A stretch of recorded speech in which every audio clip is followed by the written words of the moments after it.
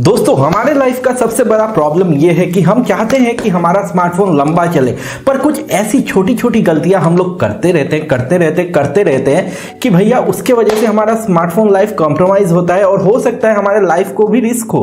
तो ऐसे में आखिर कौन सी ऐसी गलतियां हैं जो हम करते हैं और जो हमको करनी नहीं चाहिए हमारे स्मार्टफोन के साथ, और छोटे छोटे चेंजेस के साथ कैसे हम अपने प्राइवेसी, हमारे सिक्योरिटी और साथ ही साथ हमारे स्मार्टफोन के लाइफ को एक्सटेंड कर सकते हैं। आज इस वीडियो को देखते रहना अंत तक, क्योंकि इसमें मैं बताने वाला हूं 10 ऐसी गलतियां जो हमको नहीं करनी चाहिए और छोटे छोटे चेंजेस जो हम करके हमारे फोन के लाइफ को बढ़ा सकते हैं। तो सबसे पहले हमारे गलती की बात करते हैं। तो सबसे पहला गलती है कि हम लोग अपने फ़ोन में कोई भी एंटीवायरस नहीं रखते। नाउ हमें पता है कि आज के डेट में बहुत सारे मैलवेयर्स, एडवेयर, स्पाईवेयर, ट्रोजन और बहुत सारे ऐसे प्रोग्राम्स जो हमारे फ़ोन को नुकसान पहुंचा सकते हैं वो प्ले स्टोर में भी है। गूगल अपना लिस्ट निकालता रहता है कि भैया ये प्रोग्राम ऐसा निकला, ये प्रोग्राम वैसा निकला, सेफ नहीं है, ये नहीं है, वो नहीं है, और हम तो भैया फ्री ऐप ही के डाउनलोड करते रहते हैं नेट से। तो ऐसे में हमारा जो प्राइवेसी है, हमारा सिक्योरिटी है, उसका ध्यान कौन रखेगा? हमको थोड़ी पता चलेगा कि हमने ये जो एप्लीकेशन लिया है उसमें मैलवेयर है या उसने हमारे फ़ोन के रूट में कुछ डाल दिया है जिसके वजह से हमारा सिक्योरिटी कॉम्प्रोमाइज़ हो रहा है। तो ऐसे में एक सही एंटीवायरस होना बहुत जरूरी है। 99 रुपीज़ पर ईयर पे एंटीवायरस आजकल मिल रहे हैं। तो हमारे प्राइवेसी को सिक्योर करने के लिए एक 99 रुपीज़ का एंटीवायरस हमारे 15-20 हज़ार के या 30 हज़ार के या 50 हज़ार के फ़ोन में अगर होता है तो हमारा कोई नुकसान नहीं है। तो आज ही एक सही एंटीवायरस में इन्वेस्ट करो। हम जो दूसरा मिस्टेक करते हैं वो है कि हम लोग कहीं से भी ऐप लेते हैं, जो कि अभी थोड़ी देर पहले मैंने मेंशन किया। नाउ इससे क्या होता है, हम जो कहीं से भी ऐप लेते हैं, बेसिकली क्या होता है, हम लोग सर्च करते हैं कि भैया कुछ ऐप है जो पेड है, उसका हम लोगों को फ्री वर्जन चाहिए, उसका फ्री एपीके चाहिए ना। ऑनलाइन हम लोगों को बहुत सारे सोल्यूशंस मिल जाते हैं, वो काम भी करते हैं। क्यों काम करते हैं? क्योंकि किसी ने उसको क्रैक किया है, किसी ने उसमें एक ऐसा कोड डाला है जिसके वजह से वो फ्री हो गया है। लेकिन उसके साथ साथ हुआ क्या है, उसने उस प्रोग्राम को फिर से कंपाइल किया है और उसमें उसने क्या क्या ऐड किया है ये आपको पता है? ये तो आपको पता नहीं है। फिर आपने ले लिया अपने फोन में, फिर उसके बाद आप पे सिक्योरिटी आ गई रिस्क पे। तो ये स्मार्ट थोड़ी हुआ। तो जब भी कोई ऐप लो अननोन सोर्स से, ध्यान में रखो वो सोर्स ट्रस्टेड होना चाहिए। किसी भी एरे गैरे वेबसाइट से ऐप्स मत लो अपने फ़ोन में। इसके वजह से फ़ोन में वायरसेस, मैलवेयर, ट्रोजन और बहुत सारे ऐसे प्रोग्राम्स आ सकते हैं जो फ़ोन को कॉम्प्रोमाइज़ कर सकते हैं, सिक्योरिटी को कॉम्प्रोमाइज़ कर सकते हैं। तीसरा, ये बहुत इंपॉर्टेंट है और ये हम सभी के साथ होता है। 50% से ज़्यादा लोग इंडिया में ये गलती करते हैं, अपने फ़ोन को अपडेट नहीं करते। यार क्या प्रॉब्लम है? रात में बिठा दो अपडेट करने के लिए, क्या हो जाएगा? अपडेट्स क्यों होते हैं? वेल, ये जानना जरूरी है कि अपडेट्स क्यों होते हैं। तो हमारे फ़ोन में अक्सर कोई ना कोई ऐसा लूप होल रह जाता है, ऐसा विंडो रह जाता है जहां से हमारी प्राइवेसी को कॉम्प्रोमाइज़ किया जा सकता है और ऐप्स उसको या हैकर्स उसको यूटिलाइज करके डेटा को हैक कर सकते हैं या हमारा फ़ोन ब्रेक भी हो सकता है। ऐसे कुछ छोटे छोटे लूप होल्स रहते हैं, ऐसे कुछ एरर्स रहते हैं। नाउ कंपनीज जब इस चीज को डिटेक्ट करती हैं तो उसका पैच प्रोवाइड करती हैं या उसका सिक्योरिटी अपडेट प्रोवाइड करती हैं, जिससे वो फोन और ज्यादा सिक्योर होता है। नाउ अगर हम लोगों को अपना प्राइवेसी सेफ रखना है, अगर हम लोगों को सेफ रखना है अपना फोन, अपना डेटा और चलाना है फोन लंबे टाइम तक, तो जरूरी ये है कि हम लोग अपने फोन को अपडेट करते रहें, ताकि जो छोटे छोटे एरर्स हैं हमारे फ़ोन के ऑपरेटिंग सिस्टम में, हमारे फ़ोन में, वो फिक्स हो पाए। इसीलिए कंपनीज ये अपडेट्स रिलीज करती हैं। तो थोड़े से डेटा के चक्कर में अपने प्राइवेसी को कॉम्प्रोमाइज़ करना बहुत ही गलत चीज़ है। पहुंचते हैं हमारे चौथे मुद्दे पे। तो हमारा जो चौथा मुद्दा है वो ये है कि भैया हम लोग जब भी कोई ऐप लेते हैं हम लोग चेक भी नहीं करते। क्या होगा? Thug life. हम लोगों को चेक नहीं करना है कि कौन कौन सा परमिशन वो ले रहा है, कौन कौन सा एक्सेस वो ले रहा है। अक्सर हमें ऐप पसंद आता है और हम अपने फ़ोन में ले लेते हैं, प्ले स्टोर गए, डाउनलोड किया बस। लेकिन यहाँ पे हम लोग ये चेक नहीं कर रहे कि कौन कौन से एक्सेस उसने लिए हैं, और बैकग्राउंड में फिर वो ऐप हमारे कॉल रिकॉर्ड्स को चेक कर सकता है, हमारे कॉल्स को रिकॉर्ड कर सकता है, हमारे वेबकैम को एक्सेस कर सकता है, हमारे लोकेशन को एक्सेस कर सकता है। तो समझ रहे हो कितना बड़ा प्राइवेसी का रिस्क हो सकता है इससे। तो ये बहुत ही जरूरी है कि हम लोग हमारे फोन में कोई भी अगर ऐप लेते हैं तो कायदे से चेक किया जाए कि वो कौन कौन से परमिशंस लेता है। और अगर वो ऐप ऐसा है कि मान लो मुझको वीडियो एडिटिंग ऐप लेना है लेकिन वो कॉल रिकॉर्ड भी एक्सेस करना चाहता है, तो ऐसे में वो परमिशन मुझको रोकना है ताकि मेरा डेटा सेफ रहे और मैं सिक्योर रहूं।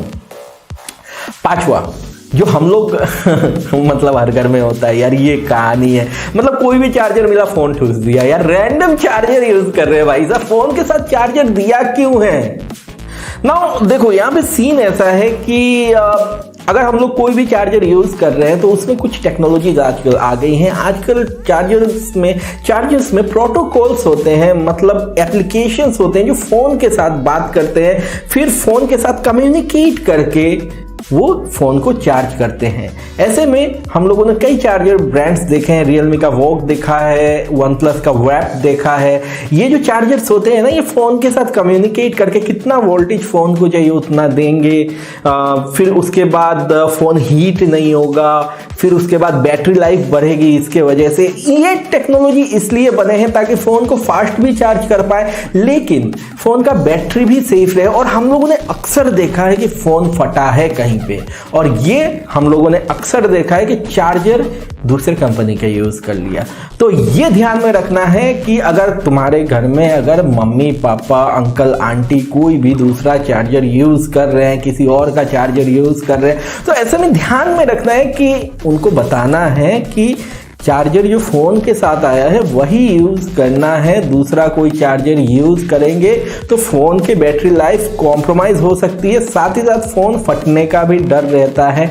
यहाँ पे बहुत जरूरी है कि प्राइमरी चार्जर यूज किया जाए।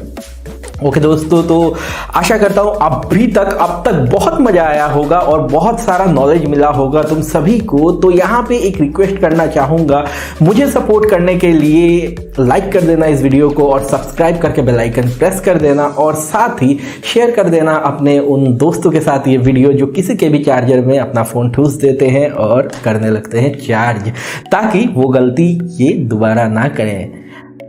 अपने 6 पॉइंट पे पहुँचते हैं, जो कि है हम लोग अपने फ़ोन को जब नया खरीदते हैं उसके साथ कुछ ब्लॉटवेयर्स प्री इंस्टॉल्ड आते हैं और उसको हम लोग हटाते नहीं।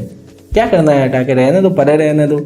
लेकिन इसके साथ बहुत सारे प्रॉब्लम्स हैं कि ब्लॉटवेयर क्या होते हैं, उनको प्ले स्टोर से इंस्टॉल नहीं किया जाता सबसे पहले तो, और वो कंपनीज पुश करके देती हैं क्योंकि उनको पैसा मिलता है उस ऐप कंपनी से कि भैया फ़ोन में डाल के दो ब्लॉटवेयर्स, मतलब हमारा ऐप डाल के तो बाय डिफ़ॉल्ट होना चाहिए, और कंपनी बाय डिफ़ॉल्ट इंस्टॉल करके देती हैं।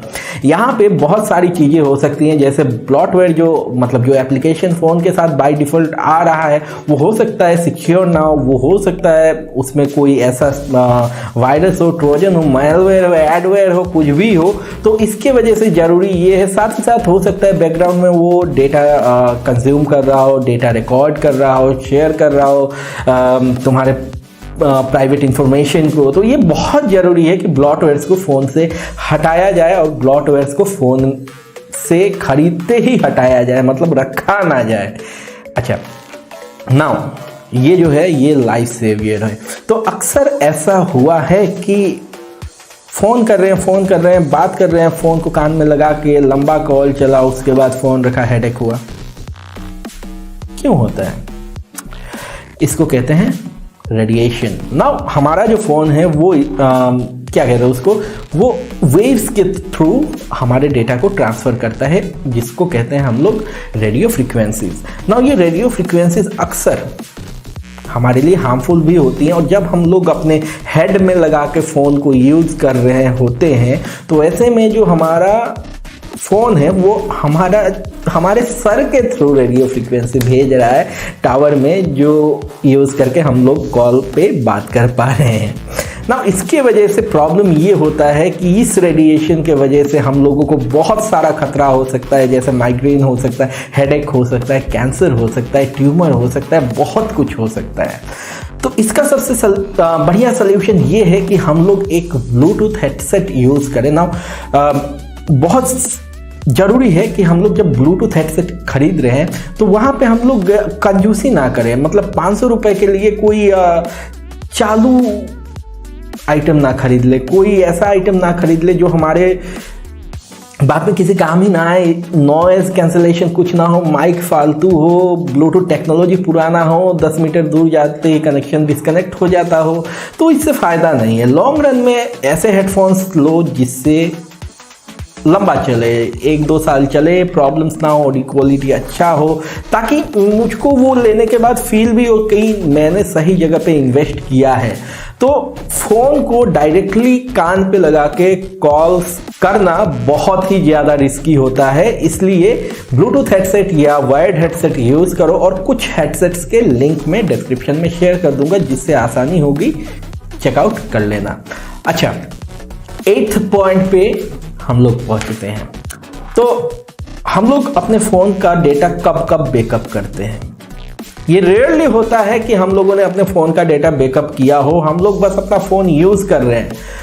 अरे यार, एक चीज़ सोचो, फ़ोन अगर चोरी होता है या फ़ोन अगर गलती से पानी में गिर गया कभी या ऐसे ही ख़राब हो गया तो डेटा वो रिकवर होगा? वो डेटा कभी रिकवर नहीं हो सकता। उसमें कितने क्रिटिकल पर्सनल डेटाज रहते हैं ना। आज के डेट पे फ़ोन्स पे Google drive, one drive use करें ये ज़रूरी नहीं है। एक सिंपल OTG को यूज़ करके, एक अच्छे पेन ड्राइव को या मेमोरी कार्ड को यूज़ करके हम लोग अपने डेटा को बैकअप करके उसमें रख सकते हैं, जो कि हम लोग सेफली रख सकते हैं। और इन फ्यूचर अगर हमारे फ़ोन के साथ कोई भी ऐसा दुर्घटना हो जाता है कि चोरी हो गया या ऐसा हो गया कि फ़ोन ख़राब हो गया, तो हम लोगों को ज़्यादा प्रॉब्लम नहीं होगी डेटा को रिकवर करने में। तो ये ज़रूरी है कि हम लोग अपने फ़ोन का डेटा रेगुलरली, या तो वीकली या तो बाई वीकली हम लोगों को बैकअप करना है, ताकि ऐसा प्रॉब्लम इन फ्यूचर ना आए।